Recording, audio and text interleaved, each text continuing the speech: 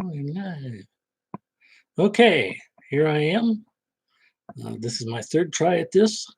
We're not using the webcam on my screen.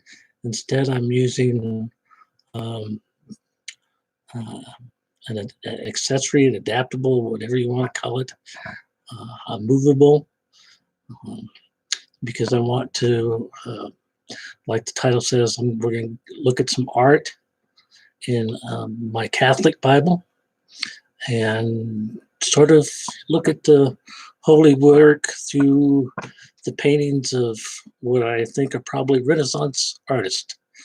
If Cody was here, she could probably explain more, or even some of you that have had more art classes. So we're going to open with a prayer, and then I'll dive into it. Lord God, please help make this work.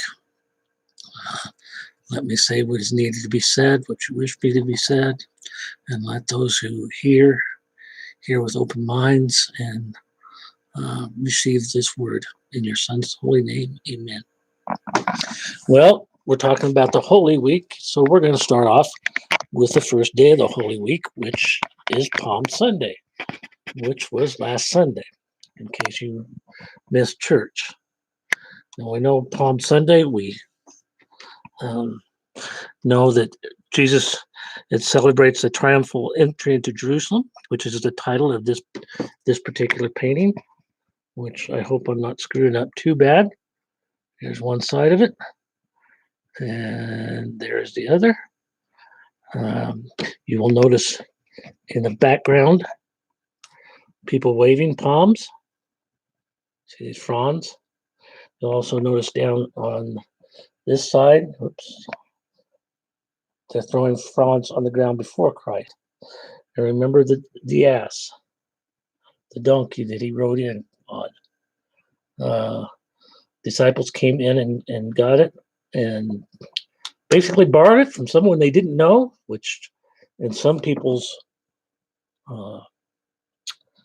vocabulary would be stealing, but I'm supposing that when all was said and done, it was returned to the owner. But let's look at this painting. Notice this lady here on the left, she's throwing a rug down. Now, some of this is not biblical.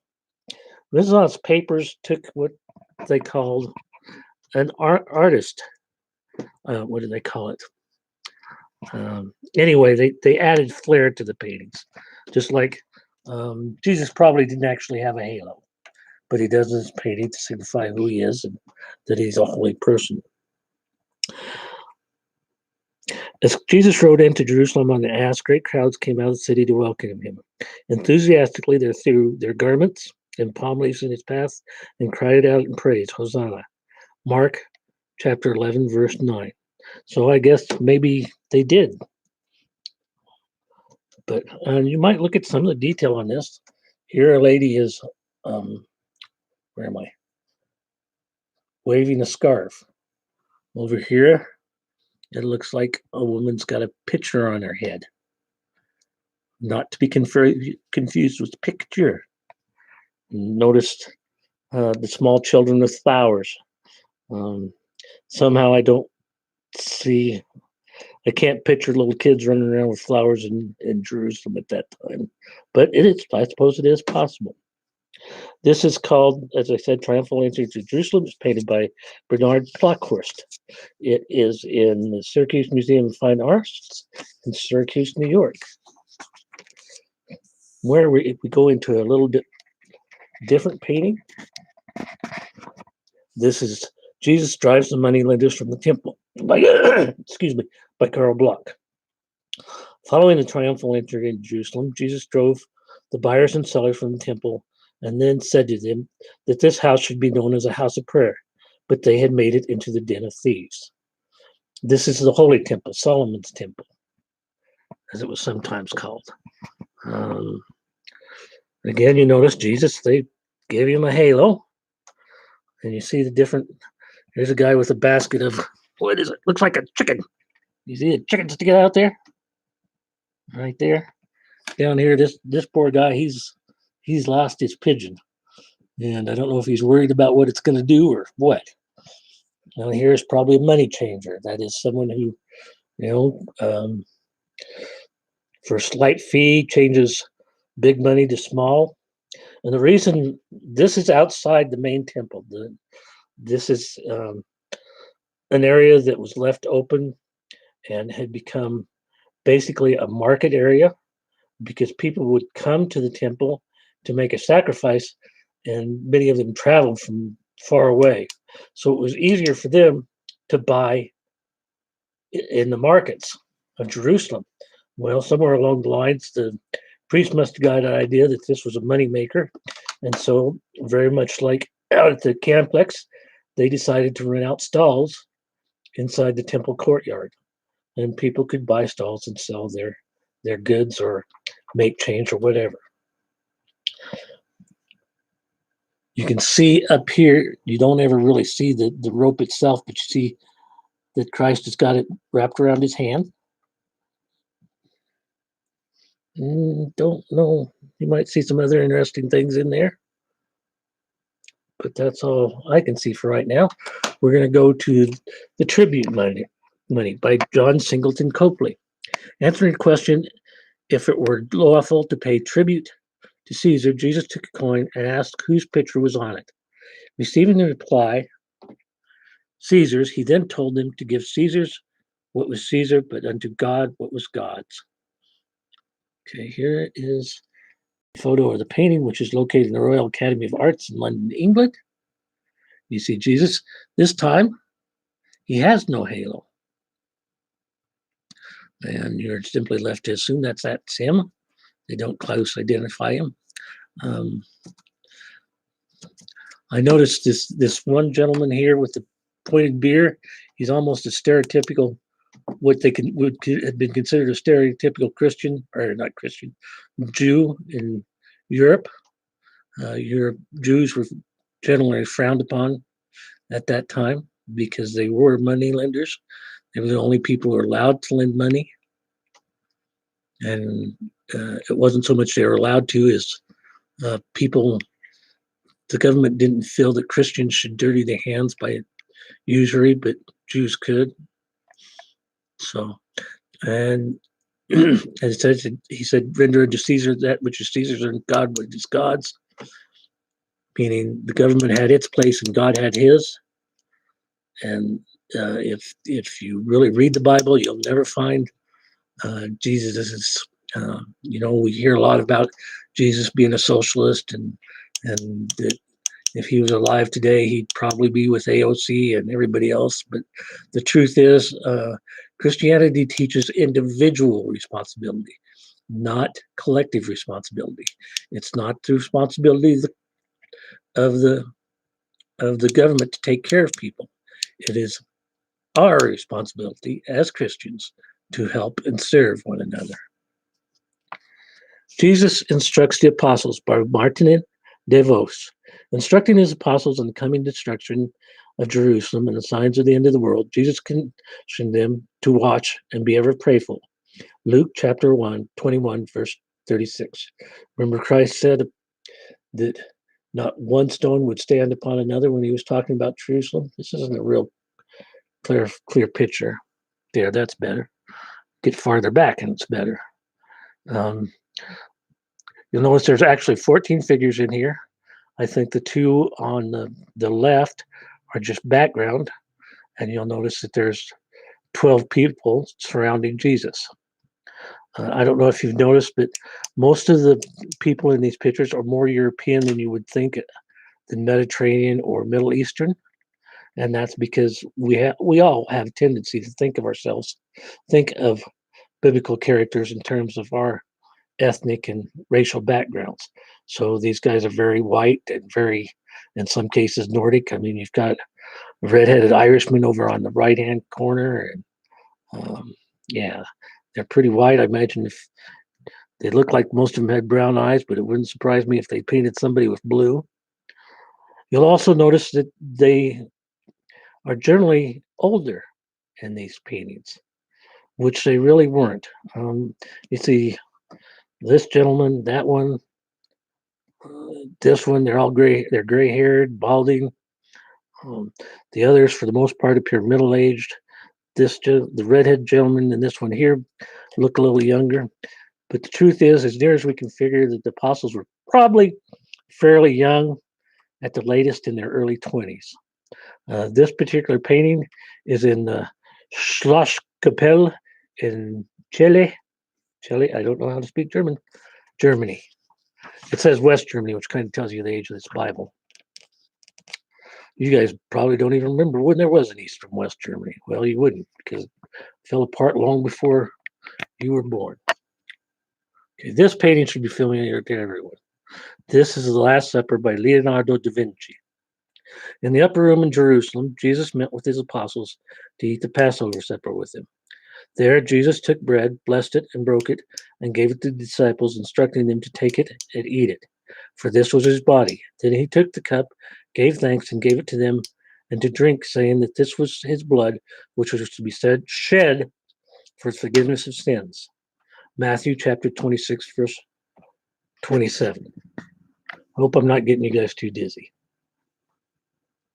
Okay, this again portrays the apostles as being a little older than they probably were. I think that if you look it up, you can probably find someplace in the Bible where they actually identify them. Like I think this rather feminine looking guy over here is actually John. And again, you notice there's no halos. You'll see the matzah, plates. Plates probably really weren't that nice. I don't see any goblets.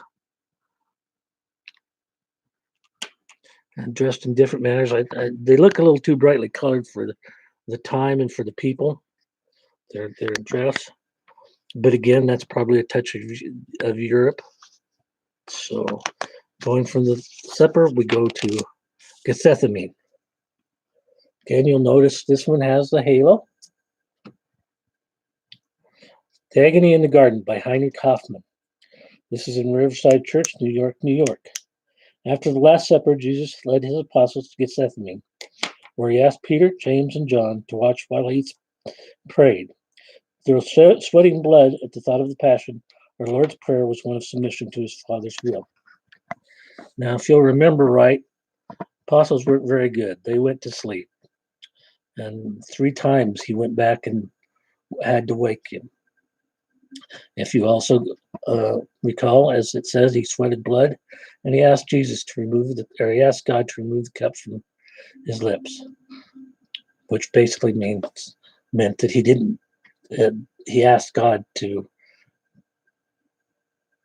he didn't want to be crucified, that he didn't. But in the end, he accepted God's will and went on to be crucified. This painting is The Kiss of Judas by Alessandro Mantovani. Directing Jesus' enemies to the Garden of Gethsemane, Judas identified his master for them with a kiss, and Jesus asked Judas if he would betray the Son of Man with a kiss. Luke 22, verse 28. Remember that Christ was sometimes referred to the Son of Man and the Son of Adam, and sometimes just the Son of God.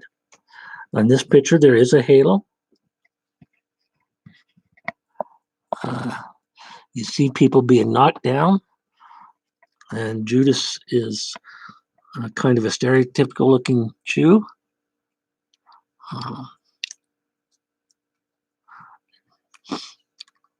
Not a whole lot to see here. So you'll notice, for some reason, Renaissance artists must have thought these guys just ran around barefoot all the time, because I've noticed quite often you do not see shoes on these people, which I'm rather thinking they at least wore sandals. Jesus before the High Priest by Alessandro Mantovani. Taken before Caiaphas, Jesus admitted his claim to be the Son of God. The high priest then asked Sanhedrin's verdict, and they agreed that he was guilty of blasphemy. Matthew chapter 26, verse 66. Something to be made aware of. First, when he made the judgment, as Caiaphas tears his tunic. So, also something to make note is this is late on the night of his arrest. Very probably they weren't. The Sanhedrin wasn't in full session. Um, they probably had enough of a quorum to actually make the arrest and the judgment, but most of the people who were in the Sanhedrin were probably allies of Caiaphas and Annas. Um, and so they were more or less enemies of Christ. It really was not a fair trial with impartial judges. The judges were chosen. Again, you notice they're not wearing shoes. The guards seem a little too simple. They're just in tunics. Um, so let's go to the next one. Here, Peter's Denial by Karl Bloch. This is in the Frederiksborg Slottskirke in Hillerød, Denmark. During the trial, Peter stood outside in the courtyard. 3 times he denied that he was Jesus' disciple. The 3rd time a cock crowed, and Peter remembered his master's words. Before the cock crow, you should deny me thrice. As Jesus had foretold, a cock crowed, and Peter then remembered his master's words. Matthew chapter 6, 26, verse 73. This is kind of interesting in the it's dusk of the day after the arrest. Basically, everyone's been up all night long. Here you see the shame on Peter's face, realizing what he has done. Up here you see Jesus himself looking down at at Peter rather, sorry. And again, you notice they didn't use the halo here. Again, everybody seems to be barefooted. Um, and I'm assuming it's dusk because the roosters are crowing, so it's pretty early in the day. You'll notice too, and I think this is kind of funny. There's bricks showing through the facade here, like maybe it's a sign that uh, the temple was falling apart already. In truth, it probably wasn't. It may be more symbolic than anything else, but it's just a thought. Over here, we have Judas Returns the Silver by Alessandro Mantovani, and this is in Vatican City. Vatican City, as some of you may know, is the home of the Catholic Church, the physical home of the Catholic Church here on earth. It sits in the middle of Rome and is actually considered a country unto itself. Judas Returns the Silver by Alessandro Mantovani. I think I already said that. Realizing too late the evil of his treason, Judas went to the chief priest to return their bribe. When they ignored his pleas, he threw the 30 pieces of silver at their feet and, full of despair, went and hanged himself. Matthew chapter 27, verse 5. You can see the bag of silver. It really doesn't look all that silverish to me. It's down here. You can see once again, they're all barefoot.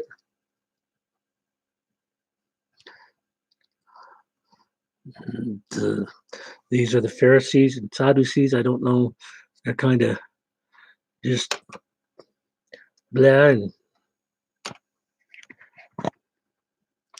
Judas is ready to run off.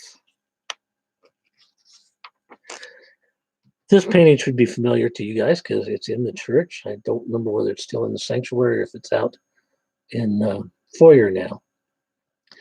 Behold the Man by Antonio Cesari. It's in the Galleria degli Uffizi in Florence, Italy.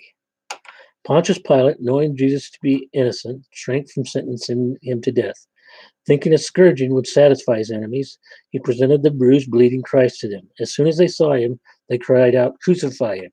Crucify him!"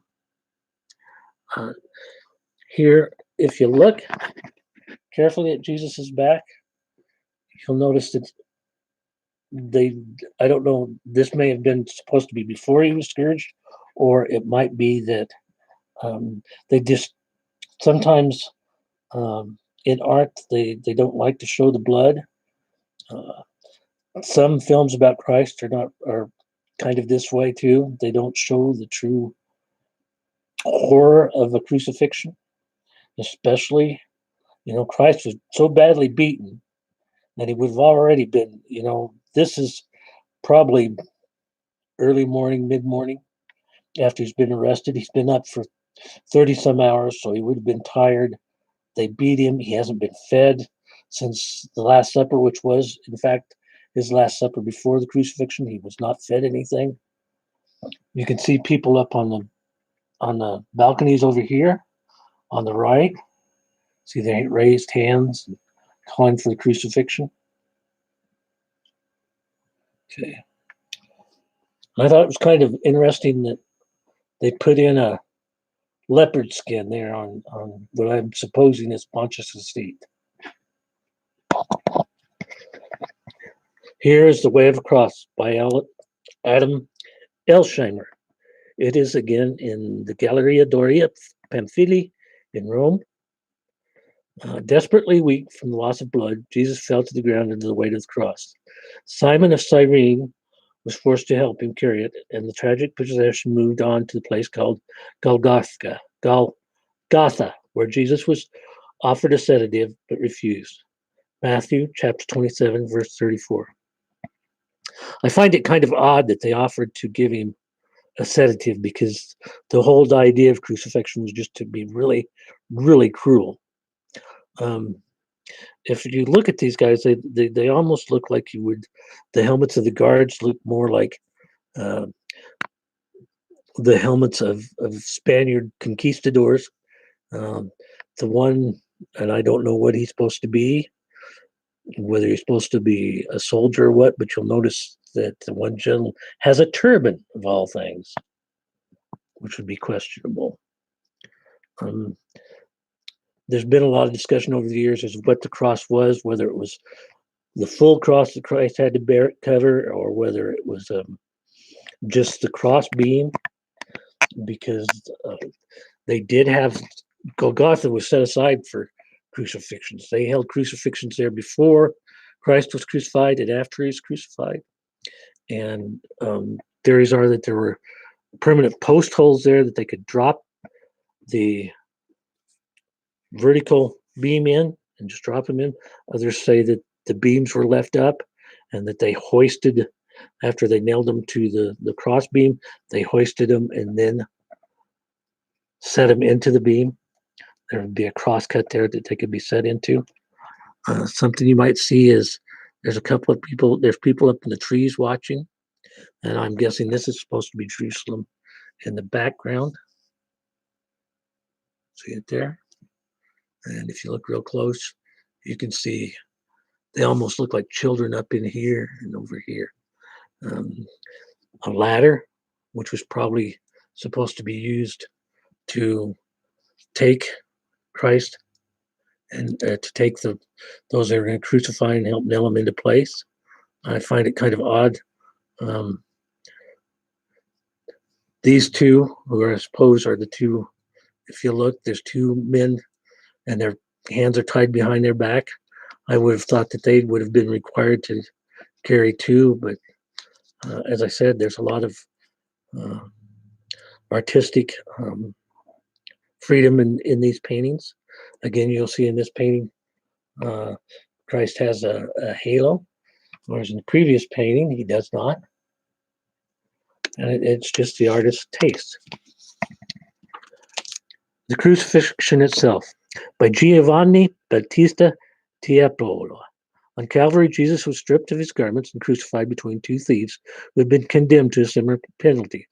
One of these thieves reviled him, but the other cried for mercy.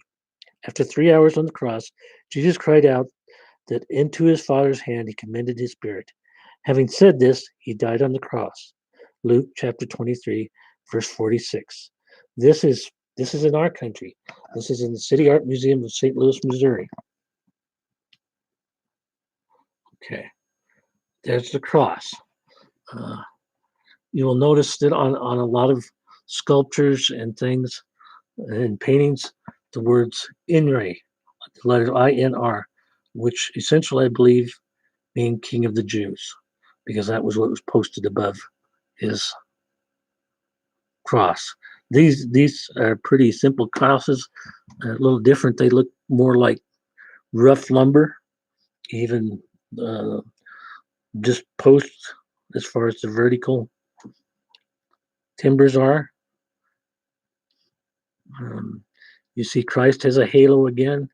There's not blood, but there is that sense of that he's pretty decimated,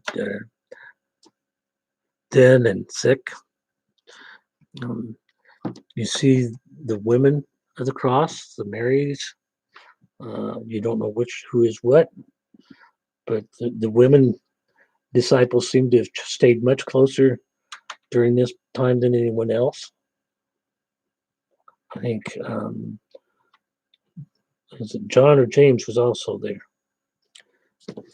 You can't see the guard real good. He's on a horse, which is I find kind of different. He's got a long lance, and I'm supposing that they meant that to be a representation of the lance that would be used to pierce Christ to see if he was dead. And again, you see the ladder in the background.